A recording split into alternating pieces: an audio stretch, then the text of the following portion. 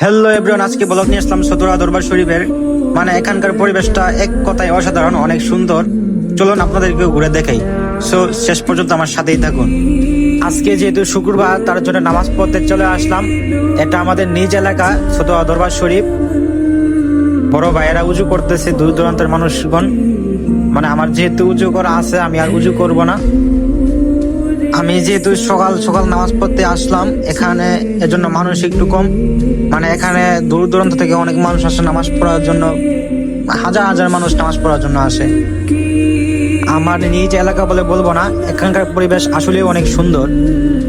মানে অলির দরবার তো, এখানে অলির দরবারে যদি কেউ খাস মসজিদ নিয়ে চায় তাহলে কেউ খালি হাতে ফিরে না। অনেকেই উপকৃত হয়েছে এবং প্রমাণও রয়েছে হাজার হাজার। যে আসছে সেই বুঝতে পারবে এই দরবারে। তারপরে চলে আসলাম চতুরা দরবার শরীফের ভিতরে। মানে এই দরবারে একসাথে 2 থেকে 3 হাজার মানুষ নামাজ পড়তে পারে।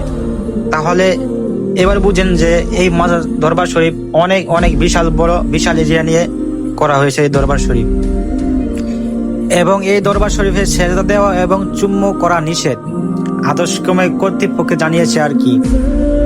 এখানে দূর দূরান্তের বাইরে যদি কখনো নামাজ পড়তে আসছেন বা আসবেন, তাহলে আমাকে কমেন্টে জানাতে পারেন, অবশ্যই আমি লোকেশন দিয়ে দিব।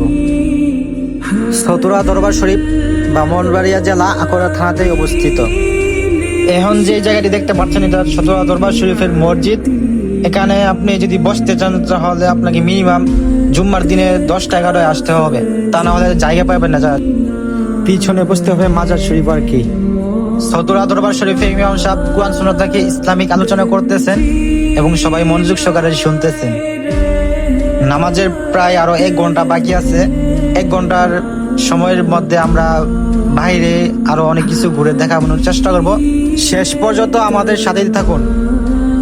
মসজিদ থেকে বের হয়ে চলে আসলাম চতুরা দরবার শরীফের পুকুর পার। এই পুকুরের পানি পান করা যায়, সবাই উপকার পায় বলে এই পুকুরের পানি সবাই পান করে। এই পুকুরের পানিতে আবার জুতার স্যান্ডেল ভিজানো সম্পূর্ণ নিষেধ। এই দরবারে এখনো অনেক কাজ বাকি রয়েছে। আপনারা দেখতে পাচ্ছেন যে দরবারের কাজ চলতেছে। পাশেই রয়েছে গুরুস্থান, যে মাটির ঘরে আমাদেরকে একদিন চলে যেতে হবে। আমরা এতই ব্যস্ত হয়ে পড়ছি যে আমাদেরও একদিন চলে যেতে হবে এই স্বার্থপর দুনিয়া ছেড়ে।